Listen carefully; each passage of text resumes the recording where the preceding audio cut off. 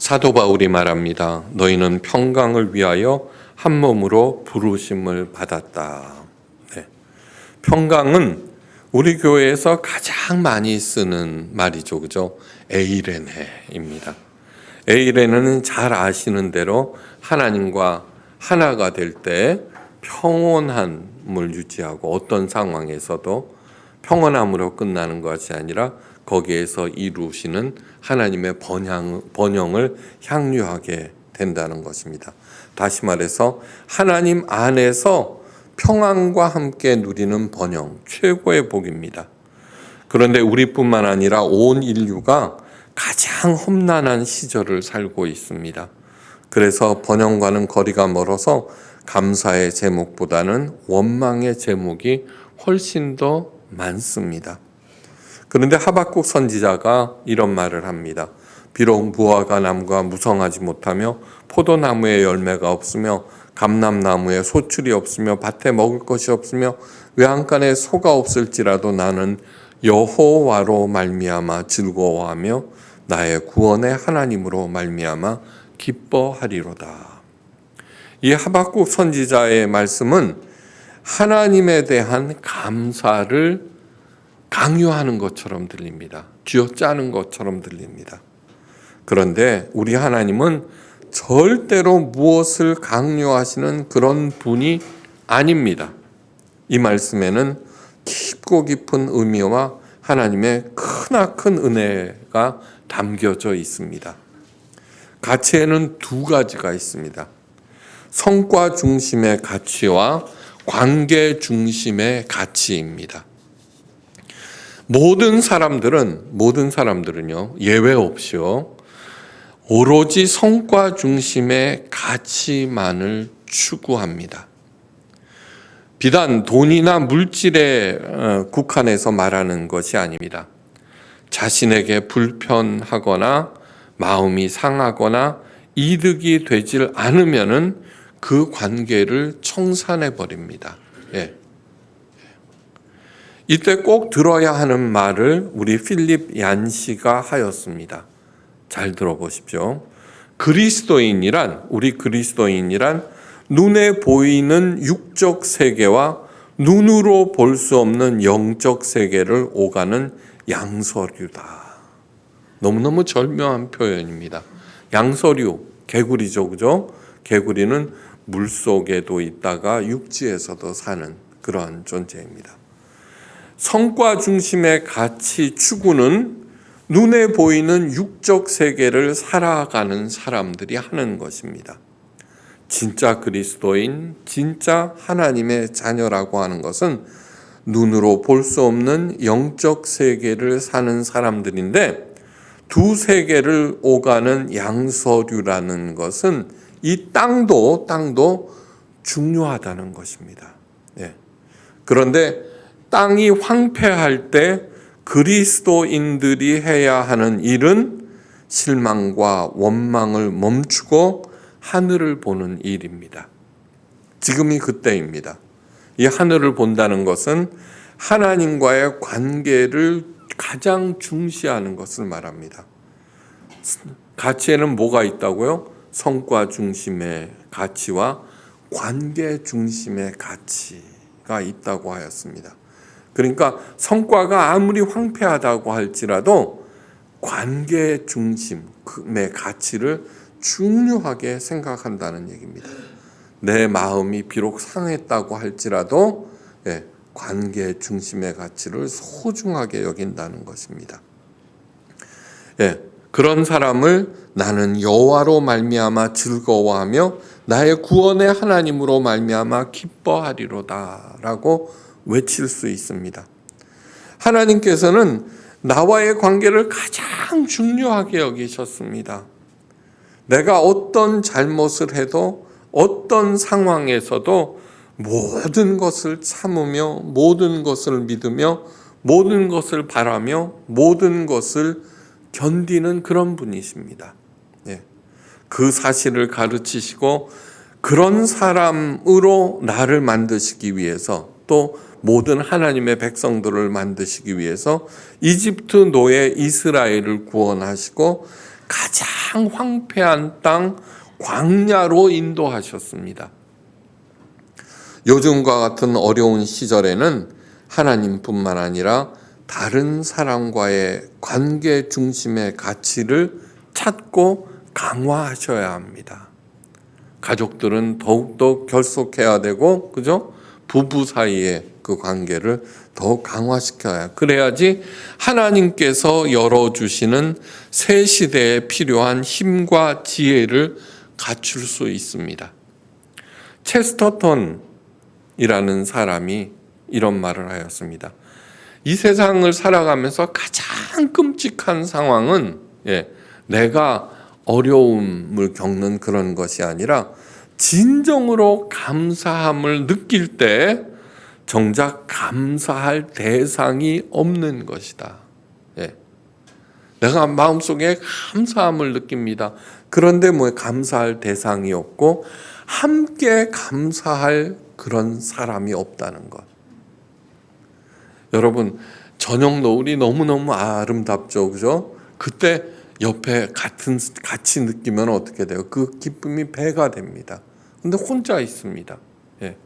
그것이 가장 끔찍한 상황이라는 것입니다.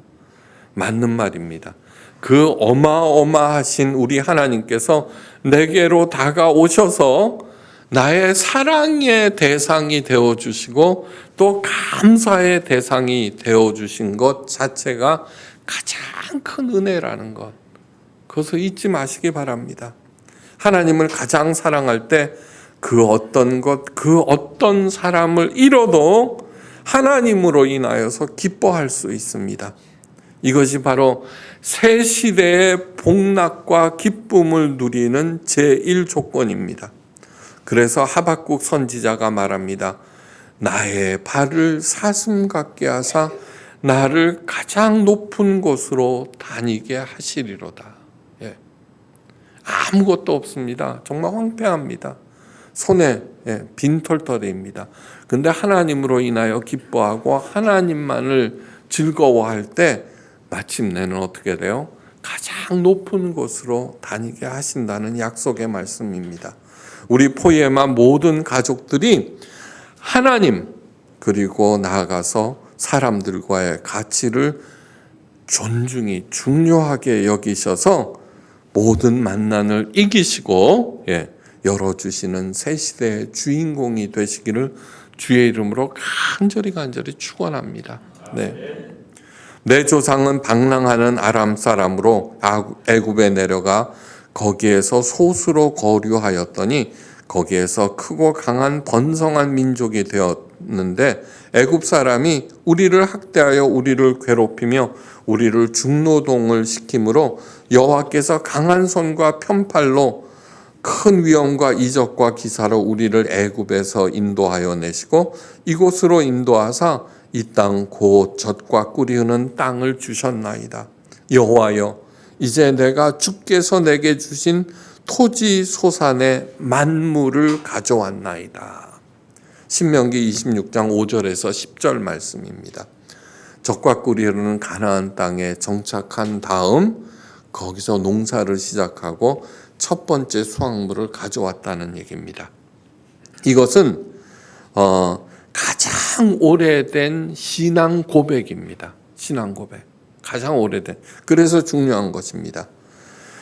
감사 제물을 하나님께 드리면서 가장 먼저 하는 것은 과거 선조들의 고난과 그에 따르는 하나님의 구원에 대한 회상입니다. 현재 내가 누리고 있는 모든 것이 내 개인의 노력이나 능력, 정성이 아니라 하나님의 전적인 은혜와 신앙의 선조들의 고난과 물려주신 믿음으로 인한 것임을 명백히 하면서 그에 대해서 감사하는 것입니다. 이 신앙 고백에서의 특징은 뭐냐 그러면 절대로 나를 내세우지 않는다는 것입니다. 다만 감사하는 내 자신만 있을 뿐입니다. 그런 깊은 사랑의 관계를 허락해 주신 하나님께 감사드립니다. 신앙 고백에서 내가 없다는 것은 너무너무 중요한 사항입니다. 감사의 기준은 내가 아니라는 것입니다. 내가 잘 먹고 잘 살면 감사하고 내가 어려우면 감사하지 않는 것이 아닙니다. 내가 아프고 내가 힘들고 내가 불편하면은 감사하지 않고 그 관계를 끊어버리고 행복하고 좋고 상대방이 잘해줄 때만 좋아하고 감사하는 것이 아니라는 얘기입니다. 내가 기준이 되고 중심이 될 때 모든 것이 헝클어지고 망가진다는 것을 절대로 잊지 마시기 바랍니다. 절대로 잊지 마시기 바랍니다. 그러니까 지금처럼 어려울 때 어떻게 돼요? 지적과 원망하기가 쉽습니다. 아니요. 더욱 칭찬하고 감사하고 결속할 때라고 하는 것 마음에 새기시기 바랍니다. 근심과 걱정에서 자유로울 수 있는 사람은 단 한 명도 없습니다. 그런데 우리가 알아야 할 것이 있습니다.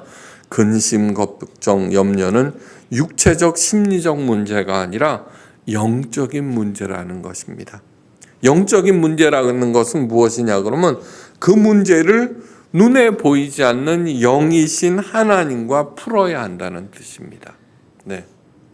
근심이 꼬리에 꼬리를 무는 이유는 그 사람의 성격이나 혈액형이나 성품 때문이 아니라 하나님과 그 문제를 풀지 아니하였기 때문입니다. 하나님께서 세상을 만드시고 우리를 보내신 이유는 근심, 걱정이 아니라 평강입니다. 이 평강의 히브리어는 샬롬인데 헬라어는 에이레네고요. 샬롬이란 몸은 건강하고 마음은 행복하고 영혼은 펄펄 살아있다는 것을 말하고 베풀고도 남도록 부자가 되고 전쟁 걱정 없이 사는 것이 샬롬, 가만히 있어도 행복감이 밀려오는 샬롬입니다. 그렇게 살라고 우리를 이 땅에 보내셨고 하나님께서 우리의 사랑의 대상이 되어 주신 것입니다. 저는 늘 강조합니다. 하나님을 가장 사랑하십시오. 그리고 하나님을 감사의 대상으로 삼으십시오. 뭔가 아름다운 것을 보면은 하나님 감사합니다. 날씨를 봐도 뭐를 봐도 하나님 감사합니다 라고 얘기할 때 하나님은 언제나 내게 다가와서 내 아픈 마음을 채워주신 그것이 바로 하나님 임재 연습입니다. 뭐 대단한 것이 아닙니다. 뭐 교회 가서 새벽 기도하고 1000번제 드리고 그렇게 하는 것이 절대 아니라는 것. 예쁜 꽃을 봐도 하나님 감사합니다. 맛있는 것 먹어도 하나님 감사합니다. 버릇처럼 자기를 훈련하시기를 바랍니다. 그런데 그 샬롬을 어떻게 이룰 수 있는가? 어떻게 몸과 마음과 영혼 모두가 행복하게 될 수 있을까? 성경은 한마디로 골로새서에서 감사하는 자가 되라. 딱 한마디입니다. 감사하는 자가 되라. 이 근심 걱정을 하나님께 맡기겠습니다. 이제 더 이상 이 문제로 저는 걱정하지 않겠습니다. 이 근심은 내 것이 아니라 예수님 것입니다. 해결하실 것을 믿고 저는 그저 묵묵히 열심히 눈앞에 보이는 일을 하겠습니다. 예수님의 이름으로 기도합니다. 아멘. 이 기도가 바로 근심과 걱정을 내보내는 기도입니다. 근데 여기에서 한 걸음 더 나가셔야 합니다. 더 나가셔야 합니다. 어디로? 사도 바울이 이번엔 가르쳐 줍니다. 아무것도 염려하지 말고 오직 모든 일에 기도와 간구로 너희 구할 것을 감사함으로 하나님께 아뢰라. 빌립보서 4장 6절. 여러분, 우리가 어떤 근심 걱정이 있을 때 하나님께 기도하는데 들어보면은요, 하나님 제가 이러이러한 문제, 이러이러한 걱정, 이러이러한 상황에 빠져 있습니다. 이걸 해결해 주십시오라고 얘기합니다. 근데 그런 기도의 난점은 뭐냐 하면은 다시 한번 내가 겪고 있는 어려움, 힘든 것들을 상기시켜 준다는 얘기고 그 문제에 집착하게 되고 만약에 해결되지 않으면은 하나님에 대한 믿음을 버려버립니다. 아무것도 염려하지 말고 너희 구할 것을 감사함으로 하나님께 아뢰라. 죄책감과 내가 잘못했으니까 벌을 받을 것이야 라는 그 벌에 대한 걱정을 내버리고 그냥 감사함으로 아뢰는 것입니다. 지금까지 잘 지켜주셨습니다. 하나님께서 허락하심으로 알고 뚜벅뚜벅 이 길을 가겠습니다. 가겠습니다. 여러분, 내가 근심 걱정할 때 있죠. 자녀 문제로 걱정한다고 하십시오. 그러면 어떻게 돼요? 얼굴에 다 써 있습니다. 얼굴에. 그런데 하나님께 감사함으로 아뢰고 모든 염려를 버릴 때 벌써 내 말과 태도, 그죠? 달라집니다. 이것이 바로 감사요법입니다. 감사요법은 우리의 노력과 치성에 근거하는 것이 아니라 하나님의 약속에 근거하며 감사하는 것입니다. 하나님께서 약속하셨습니다. 하나님의 약속이라고 하는 것은 하나님께서 이루어 주시기 때문에 하나님의 약속이라고 하는 것입니다. 그걸 굳게 믿으며 감사 기도를 드릴 때 내 안에 걱정과 근심이 절대로 자리 잡지 못합니다. 그래서 내가 담대히 앞으로 나갈 수 있습니다. 그리고 그 자리에 하나님의 평강이 조용히 자리를 잡게 됩니다. 감사요법의 그 구체적인 방법을 사도 바울이 골로새서에서 차근차근 또 가르쳐 줍니다. 그리스도의 말씀이 너희 속에 풍성히 거하게 하라. 주일이 필요한 이유는 하나님의 말씀을 통해서 하나님의 약속을 확인하고 그 약속 안에서 내가 살아나가게 만드는 것. 그것이 진정한 하나님의 설교입니다. 이어서 말합니다. 시와 찬미와 신령한 노래를 부르며 하나님을 찬양하라. 내가 외롭습니다. 슬픕니다. 억울합니다. 화가 납니다. 그러나 하나님을 부르고 그분을 찬양하고 그분을 높이십시오. 성령 하나님께서 내 안에 들어와 그 모든 쓰레기들을 치우고 사랑과 감사로 가득 채워주십니다. 한번 실험해 보십시오. 이어서 말합니다. 또 무엇을 하든지 말에나 일에나 다 주 예수 이름으로 하고 그를 힘입어 하나님께 감사하라. 아까 읽어드린 이스라엘 백성의 첫 번째 신앙 고백에 자신이 없다 그랬죠. 내가 없다고 그랬죠. 똑같은 얘기입니다. 열심을 내고도 많은 일을 하고도 힘들고 세상이 소란한 이유는 내 이름으로 했기 때문입니다. 주님의 이름으로 하지 않았기 때문입니다. 그러므로 무엇을 하든지 주 이름으로 행할 때 나는 어떤 상황에서도 감사하는 자가 되라. 예수님께서 말씀하셨죠. 오른손이 한 일을 왼손이 모르게 하라. 짱구입니까?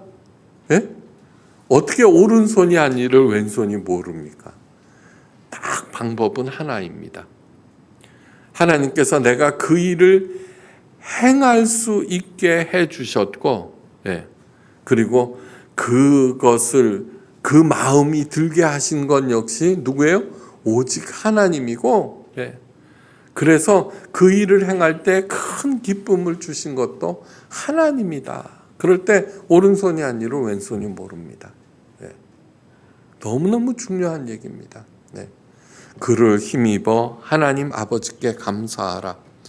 주님을 힘입는다는 것은 무엇이냐 하면은 주님을 힘입는다는 것은 주님의 그 참혹한 십자가 고난과 죽음을 상기하는 것입니다. 구체적으로 십자가 상에서 예수님께서 마지막으로 직전에 다 이루었다는 말씀 직전에 이렇게 외치십니다.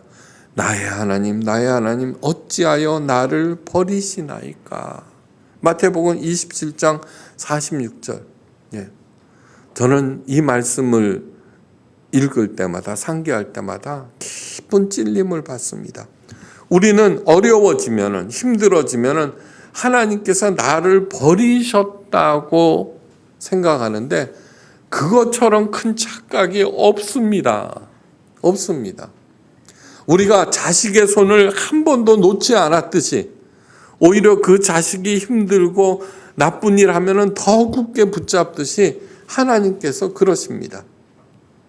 그런데 예수님은 착각이 없습니다. 그죠? 하나님과 온전히 하나가 되니까. 언제나 하나였으니까. 그러니까 예수님께서 어찌하여 나를 버리시나이까? 라고 했을 때 진짜로 하나님께서 예수님을 버리신 거예요. 그거 아셔야 됩니다. 사랑이 깊으면 그 절망감도 큽니다. 그죠? 예수님께서는 그 절망감이 어땠을까? 한번 생각해 보십시오. 이 하나님께서는 예수님을 정말로 버리셨습니다. 왜요? 나를 구원하기 위해서. 내 죄값을 치르기 위해서. 예. 그래서 나로 하여금 그 사랑을 깨달아 알고 내가 하나님께 회개하고 돌아서게 하기 위해서. 사랑의 가장 큰 것은 뭐라고요? 함께 있는 거예요. 함께 있기 위해서는 어떻게 해야 돼요? 용서해야 돼요. 무슨 일이든지. 그 다음에 세 번째로 그 용서가 있다는 것을 내가 깨달아 알고 내 발길을 되돌려야 돼요. 그 전체가 기독교입니다. 이 세 가지가. 사랑, 용서, 회개. 제가 장례식 때마다 드리는 말씀. 고린도후서 5장 7절. 그죠? 이 장막을 벗어버리고 하나님께서 손수 지어주시는 아름다운 것으로 덧입는다고 했죠. 그죠? 이거는 현실이라고 하는 것을 잊지 마시기 바랍니다. 천국에서 우리 모두를 가장 나답게 완성해 주신다고 약속하셨습니다. 완성하셨습니다. 그래서 저는 꼭 천국에 가고 싶습니다. 왜냐하면 이 땅에서는 아무리 기도해도 노력해도 고쳐지지 않는 저의 나쁜 버릇이 있습니다. 누구나 다 있을 것입니다. 또 성품이 있을 것입니다. 그런데 하나님께서 완성시켜 주시기 때문입니다. 지금은 거울을 보는 것처럼 희미하나 청동 거울이기 때문에 희미합니다. 그때는 내가 죽어서는 주님과 얼굴을 맞대고 볼 것이요 주께서 나를 아신 것처럼 나도 알게 된다. 그게 고린도전서 13장 사랑장의 마지막에 얘기하는 것입니다. 주께서 나를 아신 것처럼 나를 알게 된다는 것은 나의 완성을 얘기합니다. 나의 완성. 그래서 믿음, 소망, 사랑, 그 중에 제일은 사랑이라고 하는 것입니다. 여러분 그것만 알고 있으면 도대체 뭐가 문제입니까? 힘듭니다. 아픕니다. 외롭습니다. 산다는 게 그런 것. 그렇지 않으면 이 땅에서 무슨 살맛이 있겠어요. 그죠? 여행 온 건데. 짧은 여행, 긴 여행, 호화로운 여행, 고생스러운 여행 다 많지만 각자 다 다양하지만 집 떠나면은 개고생이라고 하잖아요. 그죠? 천국 가면은 이루어집니다. 그런데 이 길을 계속해서 가게 하는 힘은 하나님을 향한 무한 감사입니다. 무한 감사. 가게 합니다. 하나님께 무한 감사를 올리면서 땅에서는 에이레네의 복을, 천국에서는 하나님과 내 사랑하는 사람과 영생 복락을 누리시는 저와 여러분들 되시기를 주의 이름으로 축원합니다.